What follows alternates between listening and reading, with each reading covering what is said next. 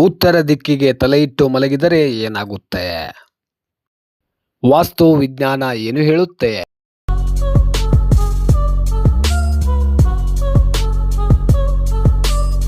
ಪ್ರೀತಿಯ ವೀಕ್ಷಕರೇ ನಮಸ್ಕಾರ. ಹಿರಿಯರು ಒಂದು ನಿರ್ದಿಷ್ಟ ದಿಕ್ಕಿಗೆ ತಲೆ ಇಟ್ಟು ಮಲಗಬಾರದು ಅಂತ ಯಾಕೆ ಹೇಳ್ತಿದ್ರು? ಈ ಬಗ್ಗೆ ವಾಸ್ತುಶಾಸ್ತ್ರ ಹೇಳುವುದೇನು? ವಿಜ್ಞಾನ ಹೇಳುವುದೇನು? ಮಲಗುವ ದಿಕ್ಕಿನ ಬಗ್ಗೆ ಈ ಎರಡು ದೃಷ್ಟಿಕೋನಗಳು ಏನು ಅಂತ ಈ ವಿಡಿಯೋದಲ್ಲಿ ನೋಡ್ತಾ ಹೋಗೋಣ ಬನ್ನಿ. ಅದಕ್ಕೂ ಮುಂಚೆ ನೀವೇನಾದರೂ ಇದೇ ಮೊದಲನೇ ಬಾರಿಗೆ ನಮ್ಮ ವಿಡಿಯೋನ ನೋಡುತ್ತಿದ್ದರೆ ದಯವಿಟ್ಟು ನಮ್ಮ ಚಾನಲ್ಗೆ ಸಬ್ಸ್ಕ್ರೈಬ್ ಮಾಡೋದನ್ನು ಮರೆಯಬೇಡಿ ಸ್ನೇಹಿತರೆ. ನಮ್ಮಲ್ಲಿ ಬಹಳಷ್ಟು ಮಂದಿ ಚಿಕ್ಕಂದಿನಿಂದಲೇ ಉತ್ತರಕ್ಕೆ ತಲೆಯಿಟ್ಟು ಮಲಗಬೇಡ ಎಂಬ ಮಾತನ್ನ ಕೇಳಿರುತ್ತೇವೆ.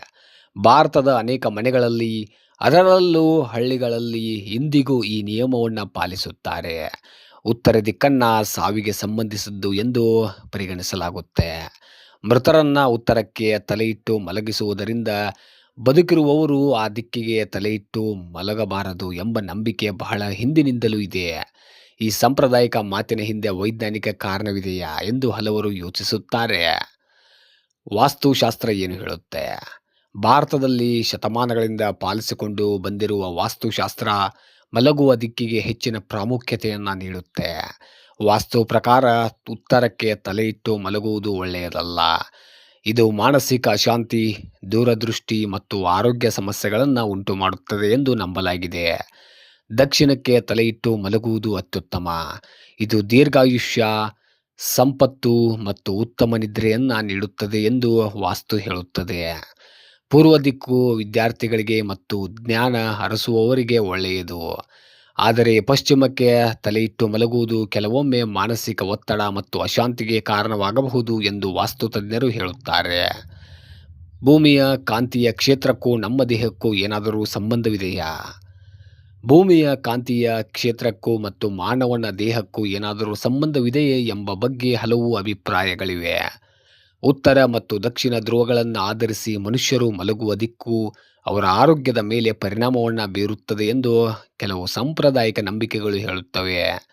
ಆದರೆ ಉತ್ತರಕ್ಕೆ ತಲೆಯಿಟ್ಟು ಮಲಗುವುದರಿಂದ ರಕ್ತ ಪರಿಚಲನೆಯ ಮೇಲೆ ನೇರ ಪರಿಣಾಮ ಬೀರುತ್ತದೆ ಅಥವಾ ದೇಹದಲ್ಲಿ ಗಮನಾರ್ಹ ಬದಲಾವಣೆಗಳಾಗುತ್ತವೆ ಎಂಬುದನ್ನು ಖಚಿತಪಡಿಸುವ ಯಾವುದೇ ಬಲವಾದ ವೈಜ್ಞಾನಿಕ ಪುರಾವೆಗಳು ಸದ್ಯಕ್ಕೆ ಇಲ್ಲ ಸ್ನೇಹಿತರೆ.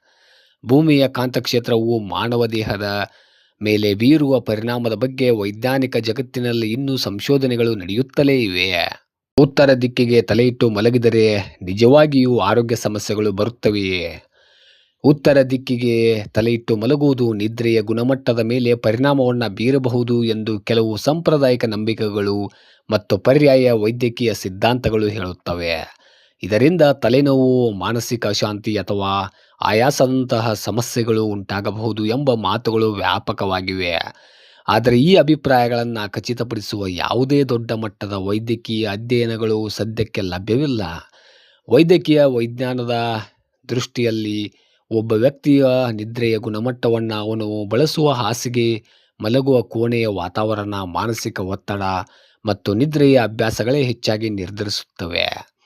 ದಕ್ಷಿಣ, ಪೂರ್ವ ಮತ್ತು ಪಶ್ಚಿಮ ದಿಕ್ಕುಗಳಲ್ಲಿ ತಲೆಯಿಟ್ಟು ಮಲಗುವುದರಿಂದ ಏನು ಪ್ರಯೋಜನಗಳು ಸಿಗುತ್ತವೆ? ವಾಸ್ತುಶಾಸ್ತ್ರದ ಪ್ರಕಾರ ದಕ್ಷಿಣ ದಿಕ್ಕಿಗೆ ತಲೆಯಿಟ್ಟು ಮಲಗುವುದು ಅತ್ಯುತ್ತಮವೆಂದು ಪರಿಗಣಿಸಲಾಗಿದೆ. ಇದು ಉತ್ತಮ ನಿದ್ರೆ ಮತ್ತು ಮನಃಶಾಂತಿ ಮತ್ತು ಸಕಾರಾತ್ಮಕ ಶಕ್ತಿಯನ್ನು ನೀಡುತ್ತದೆ ಎಂದು ನಂಬಲಾಗಿದೆ.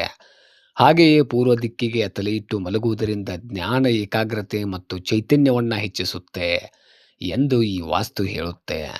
ಪಶ್ಚಿಮ ದಿಕ್ಕಿಗೆ ತಲೆಯಿಟ್ಟು ಮಲಗುವುದು ತಟಸ್ಥ ಫಲಿತಾಂಶಗಳನ್ನು ನೀಡುತ್ತದೆ ಎಂದು ಕೆಲವು ವಾಸ್ತು ತಜ್ಞರು ಹೇಳುತ್ತಾರೆ. ಆದಾಗ್ಯೂ ಇವೆಲ್ಲವೂ ಸಾಂಪ್ರದಾಯಿಕ ವಾಸ್ತು ನಂಬಿಕೆಗಳನ್ನು ಆಧರಿಸಿದ ಮಾತುಗಳೇ ಹೊರತು ಇದನ್ನು ಸಂಪೂರ್ಣವಾಗಿ ಖಚಿತಪಡಿಸುವ ವೈಜ್ಞಾನಿಕ ಪುರಾವೆಗಳು ಸದ್ಯಕ್ಕೆ ಇಲ್ಲ ಸ್ನೇಹಿತರೆ.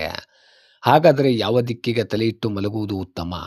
ವಾಸ್ತು ಮತ್ತು ವಿಜ್ಞಾನ ಹೇಳುವ ಅಂತಿಮ ನಿರ್ಧಾರವೇನು?